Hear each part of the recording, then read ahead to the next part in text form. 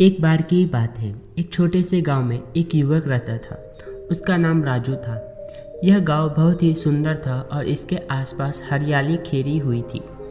प्रकृति की खुशबू और शांति उस गांव में अद्भुत बनती थी। राजू गांव के सभी लोगों को जानता था और उनसे अच्छे संबंध रखता था। वह बचपन से ही संगठनशील और सामाजिक प्रकृति के धनी था। गांव के सभा में वह हमेशा महत्वपूर्ण रोल निभाता था।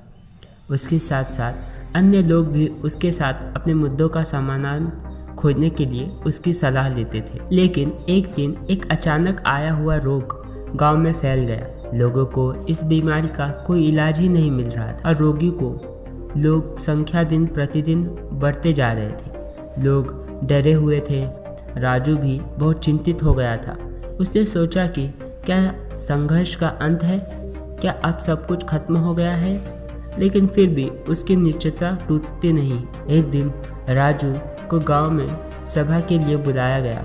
उस सभा में लोग बहुत वैयक्तिक और निराश लग रहे थे। राजू ने एक विचार पेश किया। हमें मानना चाहिए कि हम अकेले नहीं हैं। हमारे पास साथी हैं और हम एक दूसरे के सहायक बन सकते हैं। राजू ने एक सम्मेलन का आयोजन किया जहां सभी गांव के लोग एकजुट होकर आए।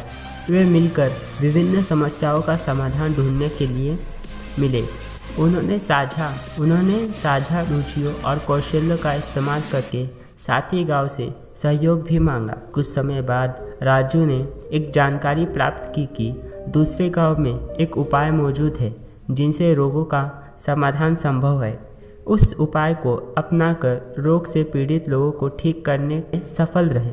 राजू के प्रयासों से गांव में स्वास्थ्य सुधर गया और रोग को खत्म करने का सफलता मिली। इस कहानी से हमें यह सीख मिलती है कि जब लगे कि सब कुछ खत्म हो गया है तो भी समाधान मिल सकता है।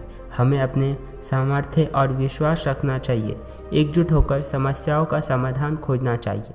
अकेले नहीं, हमारे पास साथी होते हैं जो हमें आगे बढ़ने की शक्ति और सहायता प्रदान करते हैं।